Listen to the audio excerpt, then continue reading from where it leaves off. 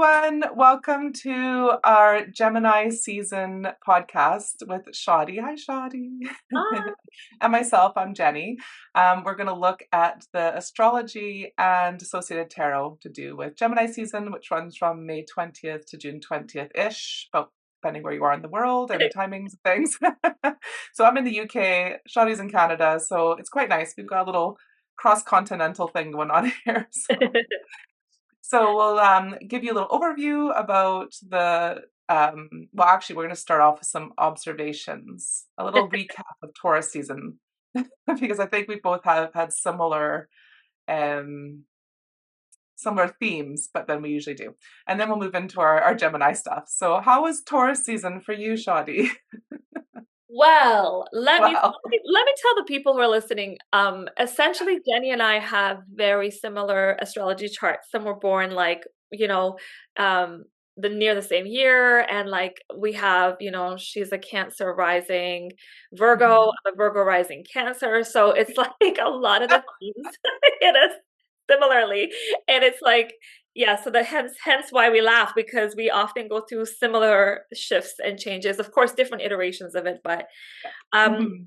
so honestly for me that was a continuation of months of similar discombobulation, internal sort of turbulence, and also just like the nudge I needed, so many things in me have awakened, particularly in the last few months. I think many of us have. Also, given the state of our world and what's happening, I think it's fair to say it's nearly impossible if people haven't been shaken, awake in some ways. Parts of themselves have woken up, and I found the Scorpio full moon that happened during Taurus season was real raw for me. Yeah. um, just because we know the energies doesn't mean we're like ready for what's coming. And I just felt really exhausted. And yet I felt so connected to my spirit. And I think something really shifted for me with that moon, and I feel a sense of purpose and reconnection again towards why I'm doing this work. And I think I'll pause there because I feel like you were saying the same thing, when we were chatting before recording. Yeah, absolutely. And I think because we were, that was so funny when you were saying, even though we know the energies, and sometimes it's worse knowing, because you're like, oh no, this is going to be a big month for me. So, and I know we've spoken about this before, and what's been really helpful. So I work with Shadi. She does astrology readings with me monthly, and then one of the biggest thing that's really helped me is to understand how things kind of show up for me. And one of the things is real health, preoccupation with health. And that's why we were laughing, because you get us talking about health things. It's like, let's go. We can do this for hours. It's a I Virgo mean, thing. it's a Virgo thing. And we can be a little bit prone, but there's other things in my chart too that sort of lend itself towards me being a little bit, Yeah. I probably could be a full raging hypochondriac if I wasn't careful. And, so I have to be mindful of that. So we knew it was going to be a bit more of an opportunity in the last, like in Taurus season, to be more grounded with our foundational things. And I think amongst like the backdrop of the world situation, it almost was like, I don't know if you felt similarly, but the need for our own, well, I'm going to use the word wellness, but our need for our own like good, like proper foundational boring self-care wellness stuff was is so crucial. I think it became clear how crucial Yeah. it is, because we can't make the changes and contribute to things if we're not, I mean we can, but we we deserve to be well in how we approach things as well. Do you know what I mean? Totally. Um and so I think like I felt the same. I felt very much like I was being asked to be very like, oh, you talk a good game. Like you need to put this in practice. And being really clear about what, like just getting rid of all the bump, and which is great because that's Scorpio. Scorpio is connected to the death card. Yeah. Um, So it's like that clearing, isn't it? It's like what's no longer serving, what's not. Like let's get down to like the nitty-gritty. Let's get really clear on what's important for us. So I felt like I was being asked to like walk my talk, you know? It's so great when we actually see the progress. I mean, Mhm, progress is a bad word, but I mean, maybe like just more self-awareness about where, mhm. like, what we can do different. And like sometimes we want to do the thing that we know we shouldn't, i.e., myself and coffee.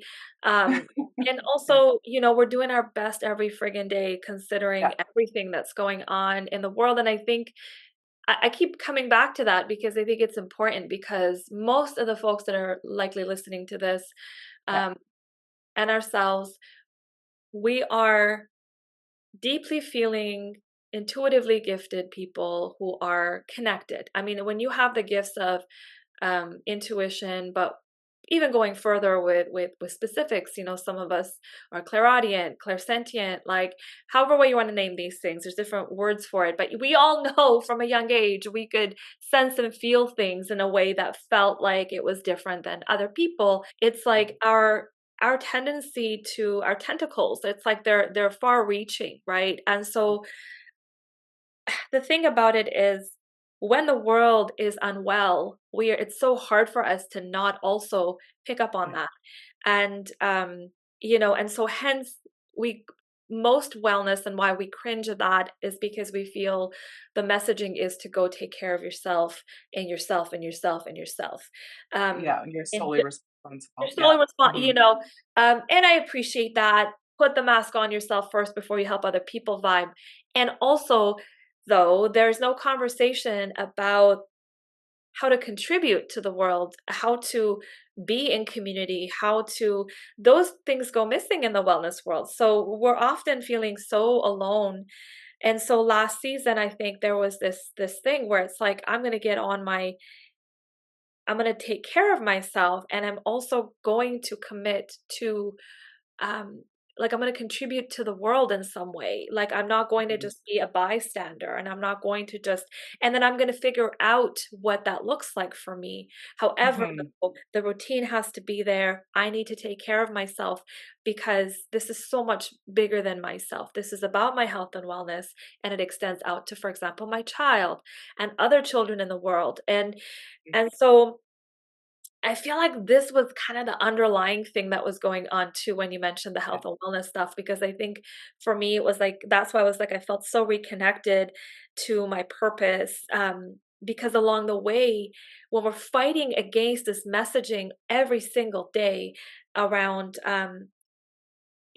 individualism and all the things, you kind of lose your as someone who's in the healing arts like yourself. You kind of like lose your purpose in some ways along the way if you're really real and feel connected to that work in the way that you and I are, and there's others likely listening to this that are too.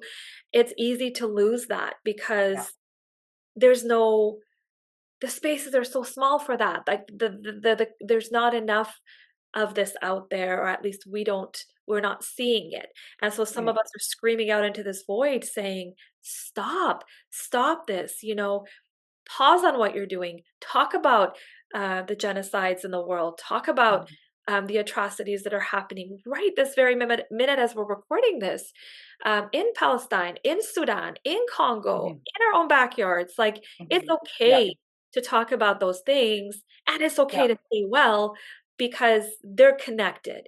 And we're seeing so little of this, and people are frustrated with the wellness world for this. And I just wanted to share this because I think as we're moving into Gemini season, it's opening the door for possibilities. And this is what we're really going to be talking about today is about curiosity. It's that Mhm. flexibility, that flexible nature of Gemini that asks the questions, that isn't just like comfortable with the status quo. It's not comfortable with just one set of information. It is constantly looking and seeking Yeah. for more, you know? We know individualism is killing, like literally killing us. And I think sometimes what happens is there's a missing piece as well, where this is what I feel sometimes. I'm meant to figure out all my shit, but I'm also meant to figure out and hold the entire world shit. And then there's a disconnect. There's a third bit to this, which is I'm also deserving of connection and care from other people. So we're trying to do it all and hold it all, but we forget. And I think I'm speaking to highly sensitives and intuitives, is that there's a third part is we are deserving of being held and cared for as well. And so there's that sort of three-prong bit, right? And if you only have two, you're going to fall over. If you only have one, you're definitely going to fall over. And so there's a bit where it's like, just remembering those three parts, and that we all have a role to play, but all of our roles look different. We all have, different skill sets, different abilities, different knowledge bases. We all have a different role to play of having that sort of three-prong approach. What am I doing to make myself, to help myself? What do I have? What's within my control? What I can do to keep myself well?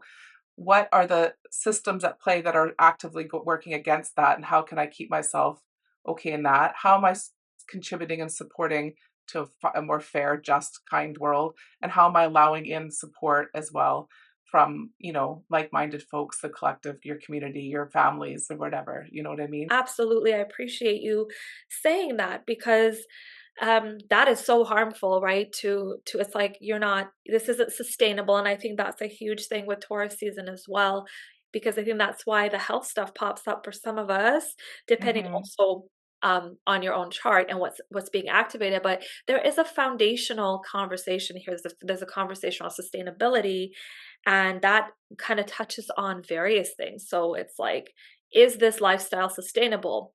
Is the way our world is, the systems of our world sustainable? Like, is, so this conversation is about how long term is any of this, really the first week of Gemini season, the first couple weeks is really a lot about the potential to explore kind of new ideas, new perspectives, new approaches, new ways, which is only going to help boost the foundations of our life. It's only going to help boost our ways we show up in the world and the ways we also care for ourselves. So I really appreciate this energy coming in at a time when there is a little bit of rigidity out in the world.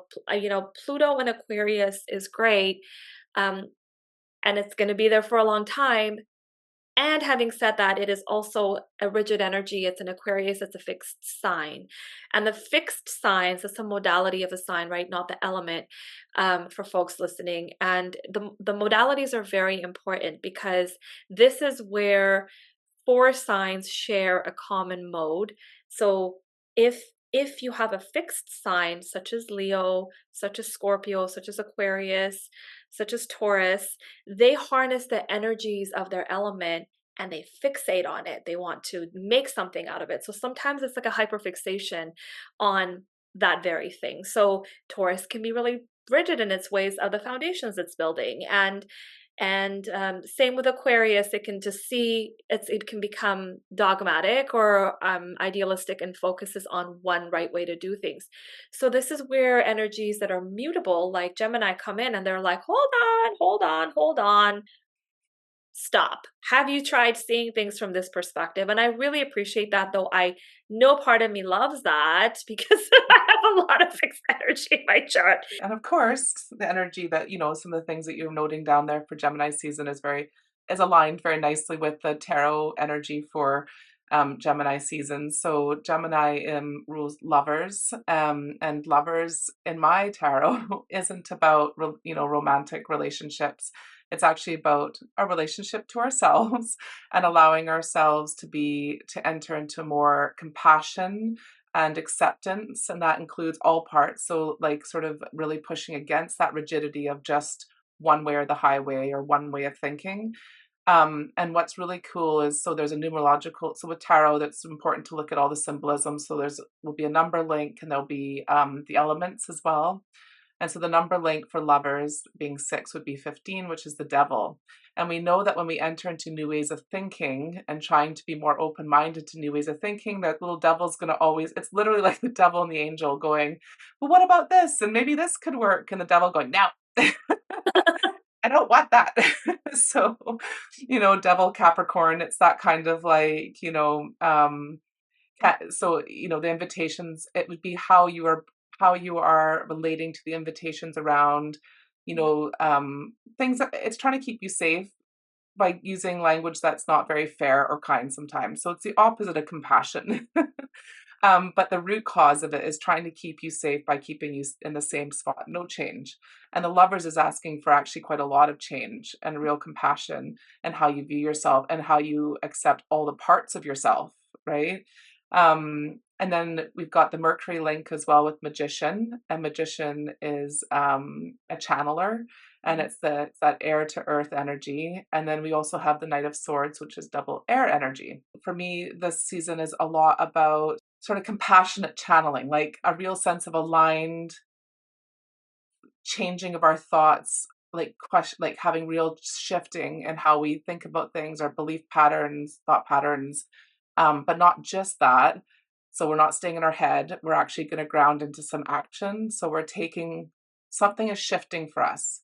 There's a new way of thinking, a new way of viewing ourselves or seeing the world, and we're actually going to take action around that. Just being mindful of that little devil that's like, no, you can't do that. You never, you always, what's the point? This, it's pointless. That kind of just the devil can hang out. It's trying to communicate something. It just doesn't get to drive the car, is what we say. It's like it needs a little hug, and that's what we can give it. But yeah, it's a really cool energy for the month. I don't always, and in saying that, I don't always love Gemini season. So because I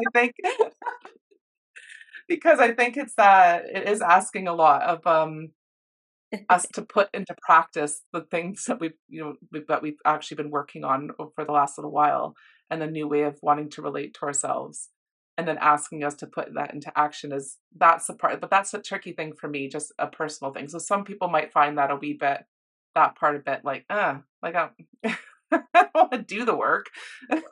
I mean, Just it's want to think also about it. it's like also very it's really dynamic and it's really fast paced, and we are actually really really going into that kind of mode right now, energetically as well.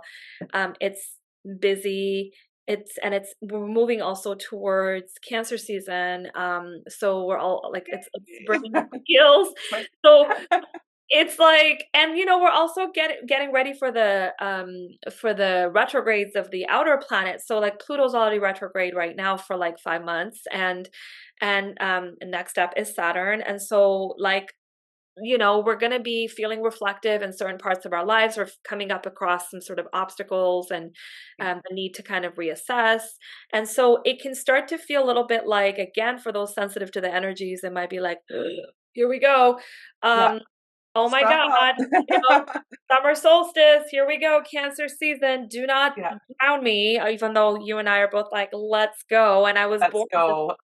yeah, So like I was excited. born on the solstice. I'm like, bring it. Yeah. Solstice, I was born on a full moon. Like, yes, I am ready. And I just wanted to also add that Venus enters Gemini for 3 weeks only. So it's very fast paced. It enters Gemini during this this month, the zodiac month, and then it enters Cancer within the same. And so Mercury enters Gemini for only 2 weeks, and then it enters Cancer.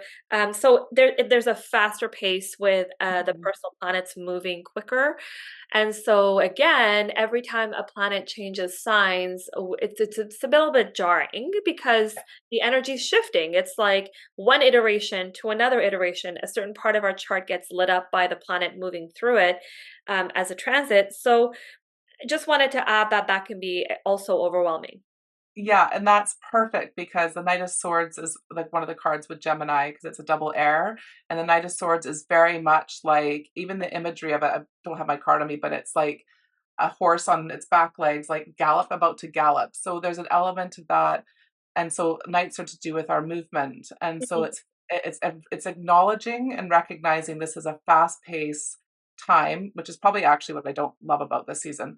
Um, and what it's also saying though is a reminder that we are actually a lot more capable than we sometimes think. And so to stay with it, it's not forever. Like we know life is ebbs and flows and cycles and phases. So this faster pace, some people love it. And it's like finally like they're in, oh, this is my jam. And some people who are slower moving and like a slower pace find it a bit jarring. But it's just that like, but you got it. You're okay. Like we can go faster for a bit of time. knowing that we'll take care of ourselves in it and we will be able to rest after it. So it's okay.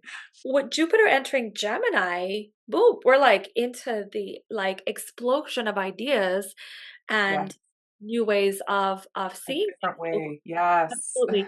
So I think collectively, this can play out in a lot of different ways. It can also be more chaotic, more Mhm, psychological warfare, more mhm. misinformation, disinformation, propaganda, and like everybody becoming just chaotic around information, right? So discernment always when it comes to Gemini energy, reeling it in a little bit, leaning into that more foundational energies. I think that is spot on when you talk about roots too. Like, I love a good root system.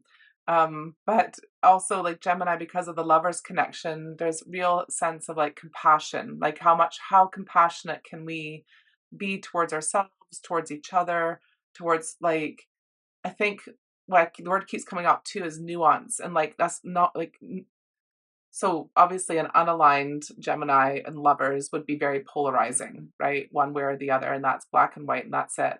Whereas an aligned lovers, one that's facing is more circular and it's more accepting, nuanced, understanding, compassionate, forgiving, trusting. And so that's what we're hoping that we, if we stay with that, obviously what a difference when we're trying to reimagine a different way if we stay with that versus all or nothing, black and white, very rigid views of things. And that takes practice for all of us because it means being accepting of people we don't always agree with. It means, but we're on the same team, we're on the same side, we want the same things, but we maybe don't have, we all have different lived experiences. We're all dealing with different trauma. We're all dealing with different healing. So sometimes it gets expressed in ways that aren't always quote unquote acceptable or that rub people the wrong way or that people can't understand. So it's kind of like that, like really opening ourselves up, like how compassionate can we get? Like that's like the how compassionate can we get? Like you can't go wrong by really cracking that open. And the Exactly. and the channeling that can happen in there will be, I think, wild. Yeah. 100%. And I think when we talk about the sort of abundance of ideas with Jupiter in Gemini, I do think that also includes channeling and uh, Mhm. spiritual insights and all sorts of really cool um, things like just being more like listening to the messages more, paying attention to more, like waking up to different forms of information coming to us. Yeah, there's a lot of potential for breakthroughs when we are curious about stuff and when we are open to more information. And to include ourselves in that. I know most of the people I work with and that I love, and my fellow highly sensitives, my fellow intuitives, are very good at showing compassion externally and not always the best at showing it internally.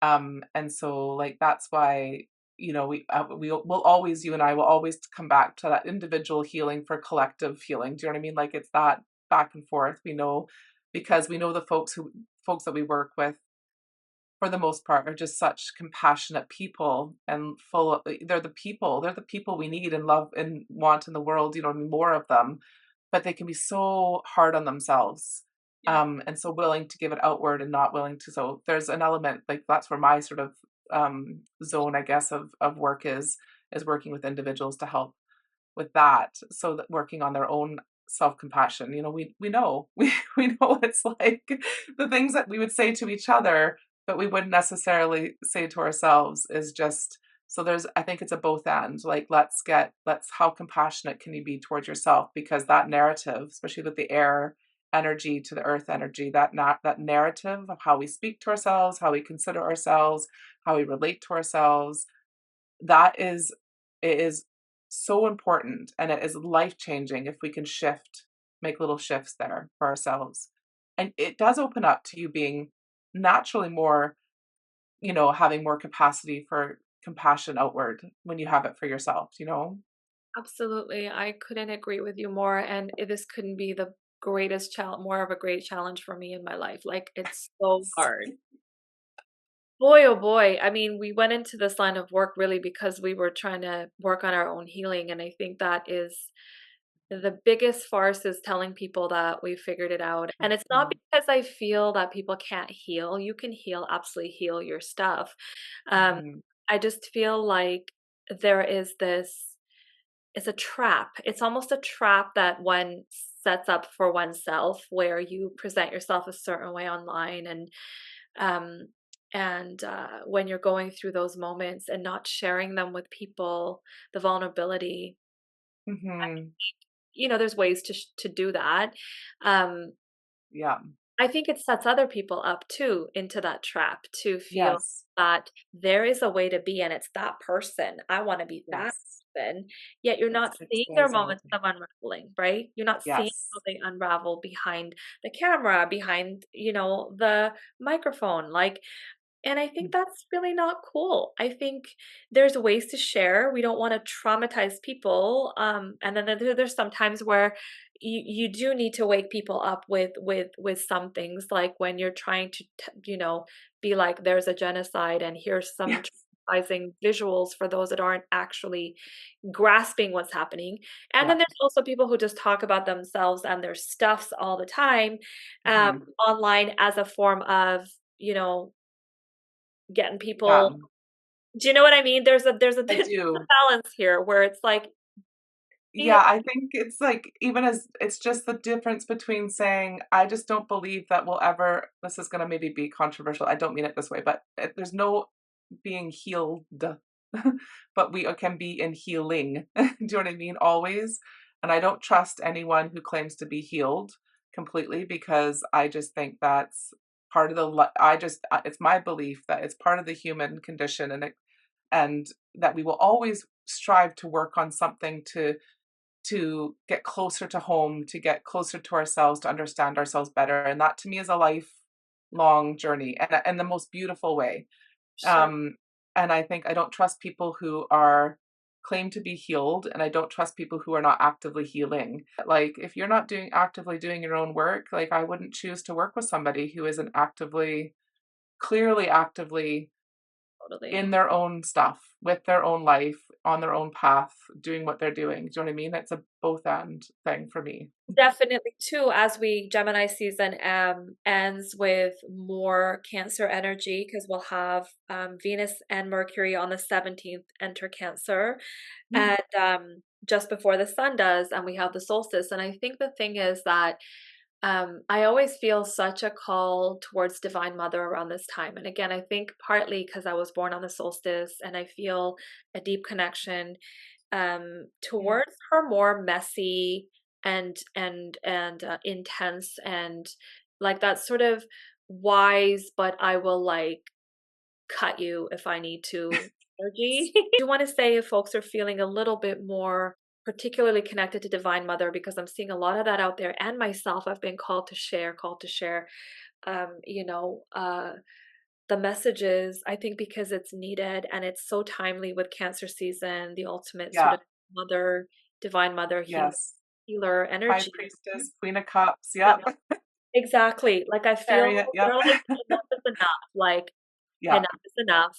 I'm coming for my children. I'm coming Hmm. for them all.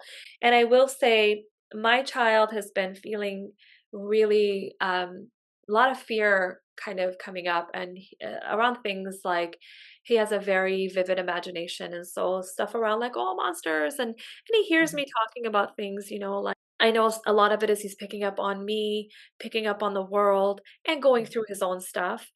And Hmm. so yesterday, I just brought up Goddess Sekhmet because when he was very little, he was very connected to her. The name kind of stood up for him, and we never really touched on it. And then yesterday, he wanted to grab a pendant I have, and it brought him so much ease because I Hmm. expressed to him that this Divine Mother energy is fierce, and she shows up to devour all the bad things around. It comes in to devour it, and it eats it, and it transforms it into love, into justice, into truth, and it protects, and it's ready to go to battle to ward off the predatory energies. And somehow this for him felt so good.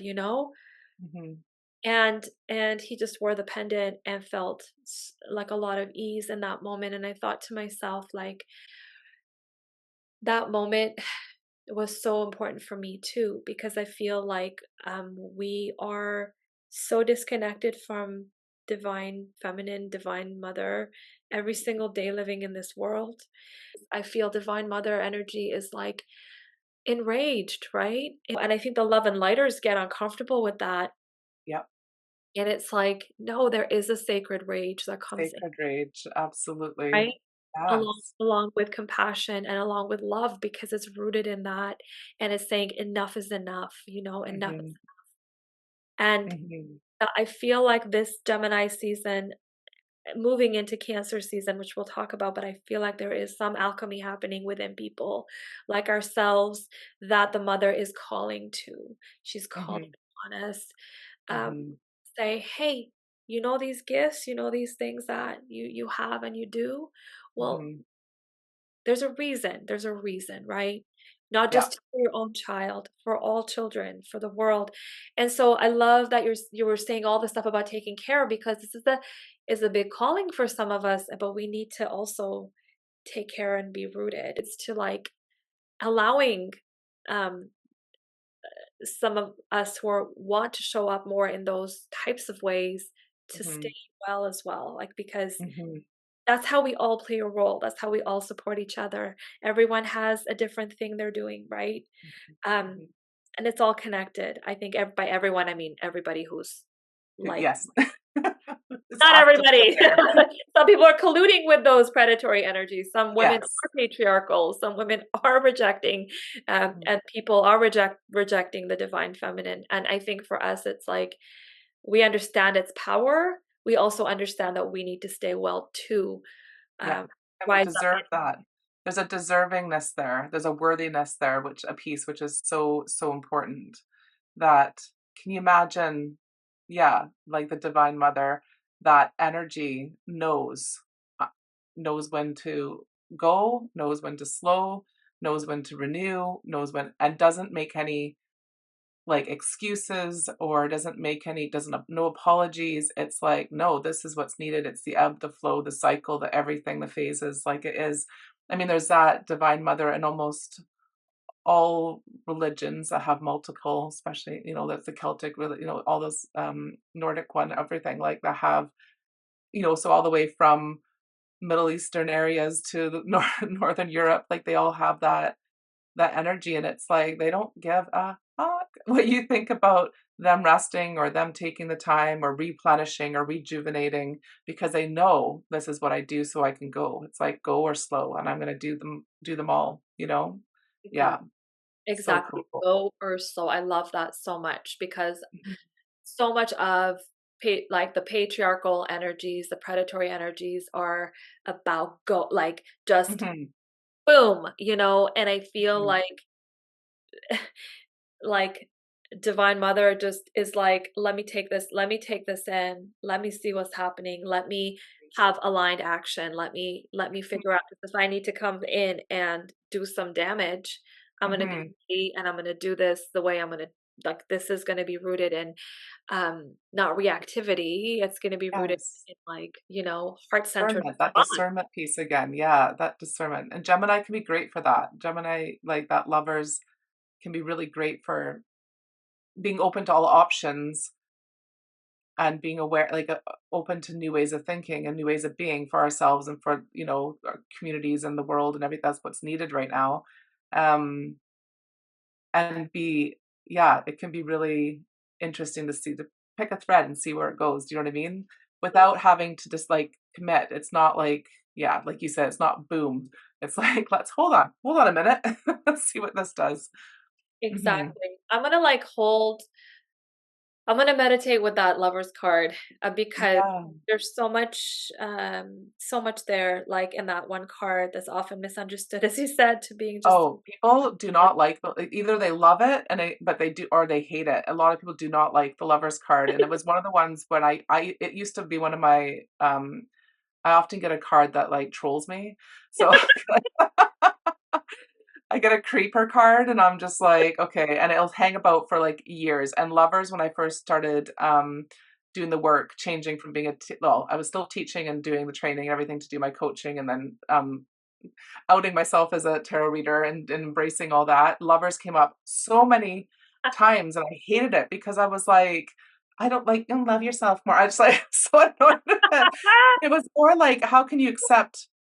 It's actually really helped me to accept all the parts of myself. Do you know what I mean? Like this two very contrasting like parts of myself, sort of the Virgo Cancer, the sort of like teacher, tarot reader, coach tarot reader, like these kind of intuitive but practical natures that I have that are, and then all of a sudden realizing, oh, and I put those together. That's my thing, right? I'm going to put those two contracting things together and I'm going to embrace them both. It doesn't have to be one or the other.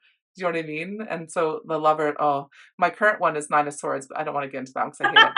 But I was gonna say any reader, any like our viewers out there, listeners, like if they want to like oh, write your creeper or share with cards? us what their creeper cards are, because I know we Yes. the one that's like, seriously, I just shuffled the shit out of this deck. What is this? All the time. Like What the are you talking oh, it was yeah, so that's been about 2.5 years now. The Nine of Swords keeps coming up for me. So I was gonna also say too, the lovers for me is interesting. As you were talking, I'm thinking it can also, it feels like a co-creation card too, like with your yes, higher yes, self, even with your higher self, right? yes. And we Mhm. often do that. Like I think in this line of work or when we channel, either we're co-creating with like, I think sometimes I get called on by the Divine Mother energy to like co-create something. And it's happened a lot with Sekhmet where literally I will have like 24 hours of like boom, something gets done, and I know it's like it was me and somebody Yes, and else. who else? Yeah, because it Yeah, definitely is. Sometimes I'm like, how did that come together? And I feel like it really kind of also, I don't know what you think about that, but it feels like a co-creation even with your higher self,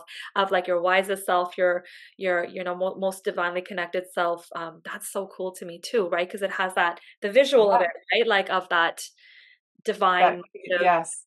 But then also remember that Mercury rules um Gemini, so that's the magician too, right? That co-creation.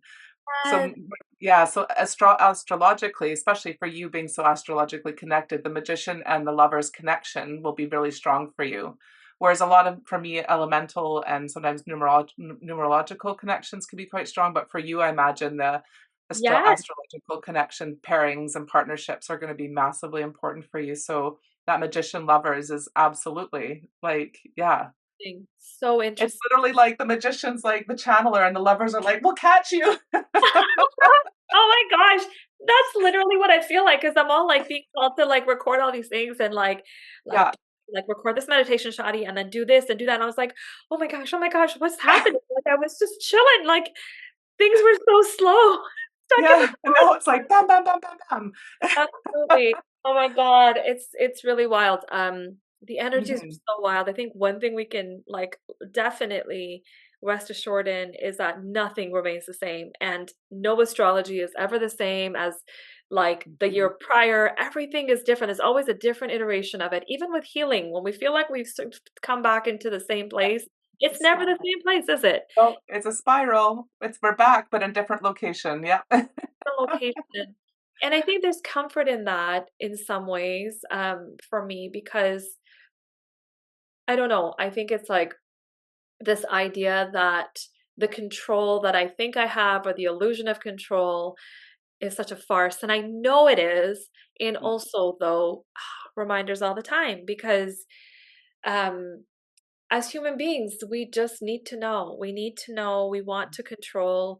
And it Mhm, is really also for those with dysregulated nervous systems and activated nervous systems and a lot of trauma mhm, in their life will know that control is it helps you get by. It helps you feel a sense of like safety and and we also, while recognizing that's an illusion in some ways, and also knowing mhm, that we do have to appreciate the truth in that, right? And so I think I take comfort in the stars knowing that they're continuously moving, and it reminds me it's all bigger than myself, right? It pulls you out mhm, of yourself to think mhm, things are going to change, and they will change, and nothing is permanent, and um, mhm. control feels unnecessary, like, Yeah, in a gentle way. It feels like, I can maybe let go of this, and I can mm.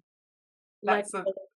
So Oh, There's so much of like, if I can have one word for this month, it would be to breathe. mhm. Um, would be Yeah, just to and breathe. stay open and just that compassion. The thing that kept coming through for me, and I'll probably because I usually do that little freebie thing. Um, the thing is compassionate channeling. I just keep thinking something there, compassionate channeling. Yeah, for ourselves and see what comes through. It'd be really, really interesting to see what we create and make from this, the energy of this month, you know? I think it's so easy to talk about these things in an abstract way, and Mm, when you and I both know, like, and we want folks out there to know that some of these things that we're talking about are just like the hardest things to do. Like yeah. the amount of transformation, like I think I just shared on my IG about the transformative nature of this particular week and just this month in general, having to um, like just really excavate and interrogate a lot of our own deeply held beliefs. And it's not an easy thing to do. It's not. Like if you're asking folks to question um, just foundational beliefs that they were raised with, and even if they know different or they feel in their hearts the difference, like something isn't really resonating, it's Mhm, so hard to still get up and go, I'm just going to part ways with this mentality, even mhm, though I know it may be harmful to myself or to the world. But like, these are not easy things. When we talk about like compassionate channeling, it's so crucial to do that. So it's this idea of like really like what is being said to you. Like, do you need mhm. to like leave a relationship, or do you need to like leave a job? Or I say those things because they're so drastic, but like other Yeah, stuff, right? Like, do I need to yeah. have that conversation with my sibling? Or do I need to, you know what I mean? Like, do I need to let everybody in my family know where I stand on genocide and like just stuff like, Yeah. and these are not little things. They're important things because they are big shifts. They're not little. And so when Mhm, you said compassionate channeling, compassionate exploration, mhm. curiosity with compassion, that is so important. Thank you for mentioning that, because that is the key to all of this, isn't it? Because if we're not able to be compassionate towards ourselves in the process, then we won't even do it. We won't do it. No, no, Last. I agree. I know, and it's probably the hardest thing. It is the hardest thing for so many of us to do it, to give it to ourselves. It's easy to give it to other people. Easier. Sure. Not everybody, but it's easier to give it to a lot of other people. Yeah, so I think that reflecting back and coming back to ourselves in that way, not staying there, not living there, but like it's part of the three prongs, right? It's coming back to ourselves, you know, and how we relate to others and how we relate to the world. So yeah, for sure. The three prongs are going to be like my thing now. Three prongs. Three What's the prongs. three prongs? Is it three or is it two? The Or is two is or one? Am I toppling? am Am I I falling over? Is this tripod falling over? But yeah, like so essentially, I appreciate that so much, so much, so much. And also maybe even being able to extend that compassion to others. Mm, We may or may not know what kind of process they're going through.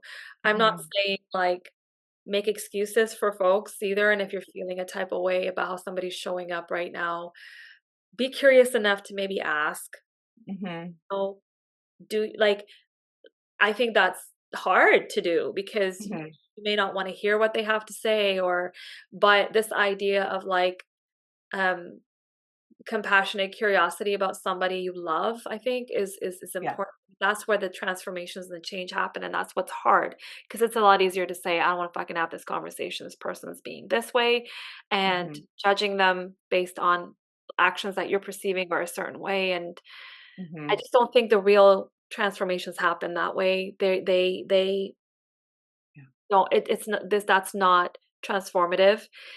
yeah. Um, in the ways that we were hoping for. So I think in many ways, Gemini season is also so much about dialogue and communication and conversation. Mhm, And while it's like, flirtatious and lighthearted and funny and charismatic and all the things attached to Gemini, we love a good stereotype of an energy, but it's like the thing about Gemini is whatever it's committed to communication. That's what mhm. it's The committed air. to ideas. Yeah, Yeah. And yeah. so it may not be light and fluffy, but this season is like we need to figure out a way to talk and communicate. And Hmm. that's why when you said compassion, it just got me on this sort of Hmm. got me on this riff. But I think it's just strength card all around, right? Like just Yes. Strength card. I mean, I know it. It's my, yes, like I said, my birth card. And I'm like, damn you. One of my friends has a magician as a birth card, and I'm like, oh, I loved the magician. Strength card. Ugh. I love that so much because I'm like, strength card is so cool. Why do I It have is like cool. It's fine. up the moon? Mine's I the moon. know. It's the moon. Yeah. Yeah, you're the moon and the hermit. I would Oh, prefer to and the be hermit. the Like, come hermit. To be on. fair, It doesn't the get worse than hermit is that. very appealing to me. Stop. It's like so not cool. The It is. hermit It's and one of the my moon. favorite. It's honestly one of my favorite cards, and I Like, think because it's linked with Virgo, right? So of course, yeah, of course, of um, course. But it's yeah. Oh funny to no, I love a good hermit. Like strength, buddy. Give me that. Give me that. You we can can have we my can trade. hermit.